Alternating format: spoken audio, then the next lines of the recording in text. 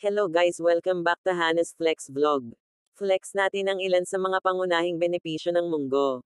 Ang munggo mung beans ay isang masustansyang pagkain na maraming benepisyo sa ating kalusugan. Una, ito ay mayaman sa protina. Ang munggo ay isang mahusay na pinagmumulan ng plant-based protein, kaya mainam ito para sa mga vegetarian kagaya ko, jokes o gustong bawasan ang pagkain ng karne.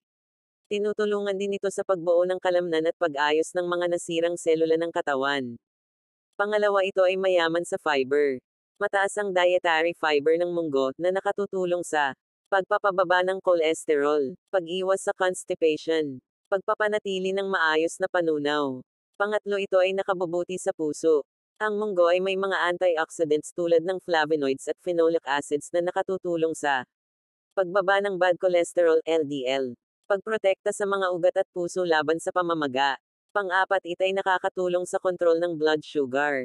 Dahil sa mabagal na paglabas ng asukal mula sa munggo, nakatutulong ito sa pag-iwas sa biglang pagtaas ng blood sugar, mabuti para sa mga may diabetes o gustong umiwas dito. Panglima, ito ay mayaman sa bitamina at mineral. Dahil naglalaman ito ng folate, vitamin B9 para sa malusog na utak at dugo, iron laban sa anemia, magnesium, potassium, zinc, at manganese na mahalaga sa kalamnan, buto, at immune system. Pang-anim, ito ay nakakatulong sa pagpapayat o diet kagaya ko haha.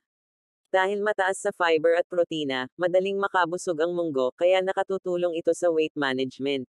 At pang-pito, ito ay may antioxidant at anti-inflammatory properties.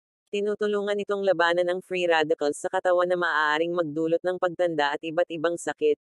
Kaya ugaliin kumain ng munggo. Hindi lang tuwing Martes o Biyernes haha. Pwede araw-araw. Sana may natutuhan kayo. Paki-like, follow and share na lang ang ating video. Thank you for watching, mga ka-flexing.